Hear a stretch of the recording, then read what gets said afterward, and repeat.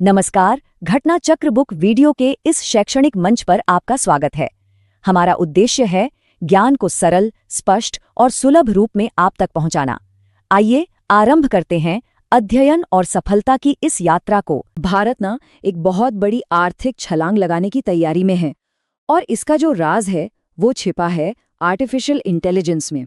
आज हम भारत के इसी एम्बिशियस प्लान को समझने वाले हैं जो सिर्फ टेक्नोलॉजी के बारे में नहीं है बल्कि ये देश के भविष्य को बदलने का एक सपना है। तो सवाल ये है कि कोई भी देश भविष्य के लिए अपनी अर्थव्यवस्था को सुपरचार्ज कैसे कर सकता है? ये एक बहुत बड़ा सवाल है और भारत का जवाब एआई में छिपा है। और ये है वो नंबर जो आपको चौंका सकता है, $1.7 ट्रिलियन।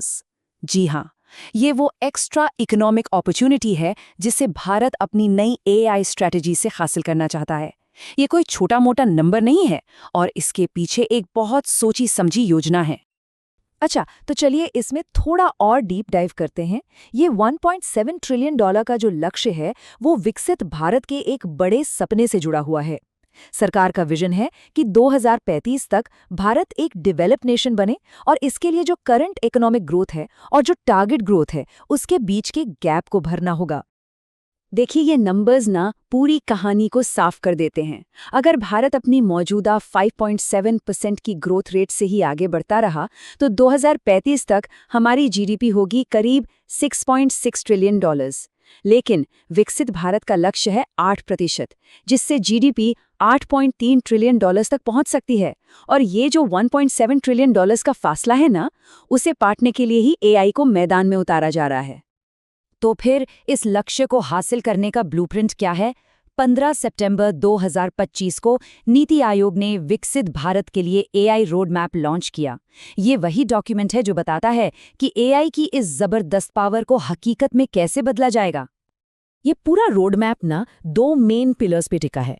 पहला, सभी इंडस्ट्रीज में एआई को अपनाने की रफ्तार को बढ़ाना, जिससे प्रोडक्टिविटी और एफिशिएंसी बढ़े। और दूसरा, जेनरेटिव एआई का इस्तेमाल करके रिसर्च एंड डेवलपमेंट में एक क्रांति लाना, ताकि भारत इनोवेशन में एक लंबी छलांग लगा सके। मतलब बात सिर्फ एआई को अपनाने की नहीं है, बल्कि एआई के साथ इनोवेट करने की भी है। चलिए अब ये देखते हैं कि ये जो इकोनॉमिक वैल्यू है ये आखिर आएगी कहाँ से? कौन से सेक्टर्स इस एआई ड्रिवन ग्रोथ को आगे बढ़ाएंगे? अब ये स्लाइड काफ़ी इंटरेस्टिंग है क्योंकि ये अपॉर्चुनिटी के सोर्सेस को ब्रेक डाउन करती है। करीब 30 से 35% वैल्यू इंडस्ट्रीज में एआई अडॉप्ट करने से आएगी, 20 से 30% आर&डी में ट्रांसफॉर्मेशन से और 15 से 20% टेक्नोलॉजी सर्विसेज में इनोवेशन से। और ये रोड मैप जो है वो मेन रूप से पहले 2 एरियाज पर ही फोकस करता है। और अगर हम स्पेसिफिक सेक्टर्स की बात करें तो ये चार्ट दिखाता है कि 3 बड़े खिलाड़ी सबसे आगे रहेंगे: मैन्युफैक्चरिंग, फाइनेंस एंड इंश्योरेंस और इंफॉर्मेशन टेक्नोलॉजी। उम्मीद है कि एआई के कुल जीडीपी कंट्रीब्यूशन का 20 से 25% हिस्सा इन्हीं 3 सेक्टर से आएगा, जो कि बहुत बड़ा हिस्सा है। चलिए थोड़ा और अंदर चलते हैं। ये स्लाइड उन 18 प्रायोरिटी एरियाज में से टॉप 4 को दिखाती है जहां सबसे बड़ा मौका है। नेक्स्ट जेन ई कॉमर्स से करीब $500 बिलियन, टूरिज्म एंड ट्रैवल से $420 बिलियन तक, अर्बन कंस्ट्रक्शन से $250 बिलियन और एआई सॉफ्टवेयर सेवाओं से $150 बिलियन तक का एडिशनल कंट्रीब्यूशन हो सकता है। ये आंकड़े भारत के इकोनॉमिक फ्यूचर की एक बिल्कुल नई तस्वीर बना रहे हैं। तो ये तो हुई बड़ी बड़ी स्ट्रैटेजी की बात, लेकिन सवाल ये है कि इसे जमीन पर कैसे उतारा जाएगा? यहीं पर फ्रंटियर टेक रिपोजिटरी जैसी पहले काम आती हैं। तो ये फ्रंटियर टेक रिपोजिटरी है क्या चीज़? आसान भाषा में कहें तो ये नीति आयोग की एक नई डिजिटल पहल है। ये एक तरह का शोकेस है जिसमें पूरे भारत से 200 से भी ज़्यादा रियल वर्ल्ड एग्जाम्पल्स दिखाए गए हैं, जहां एडवांस टेक्नोलॉजी का इस्तेमाल करके एग्रीकल्चर, हेल्थ और एजुकेशन जैसे सेक्टर्स में ज़बरदस्त इम्पैक्ट लाया जा रहा है। देखिए, इस रिपोजिटरी का मकसद बिल्कुल साफ है। ये सिर्फ ये नहीं दिखाता है कि क्या पॉसिबल है, बल्कि ये राज्यों और जिलों को इंस्पायर भी करता है कि वो इन सक्सेसफुल मॉडल्स को अपनाएं। कुल मिलाकर इसका मकसद है भारत के टेक इकोसिस्टम को मजबूत करना और पूरे देश में इनोवेशन को तेज करना। और बात सिर्फ दिखाने की नहीं है, बल्कि एक्शन की भी है।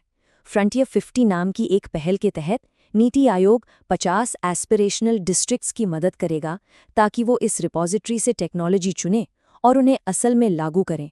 तो ये इस बात का सबूत है कि ये योजना सिर्फ कागजों से निकलकर जमीन पर उतर रही है।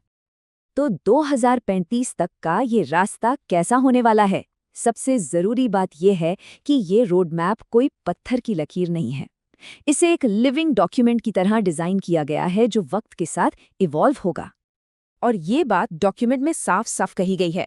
कोर्ट कहता है इस रोड मैप को समय समय पर रिवाइज किया जाएगा ताकि ये सुनिश्चित हो सके कि भारत की स्ट्रैटेजी रेलेवेंट, रिजिलियंट और फ्यूचर रेडी बनी रहे। ये फॉरवर्ड थिंकिंग अप्रोच इस प्लान को और भी मजबूत बनाती है।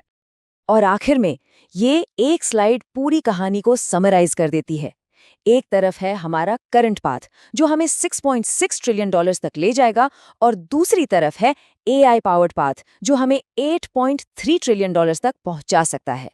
ये एआई रोड मैप सिर्फ एक पॉलिसी नहीं है, ये भारत के इकोनॉमिक फ्यूचर के लिए एक बहुत बड़े पोटेंशियल का दरवाजा खोलता है।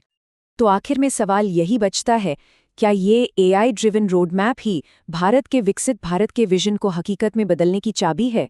खैर, ये तो वक्त ही बताएगा, लेकिन डायरेक्शन और इंटेंशन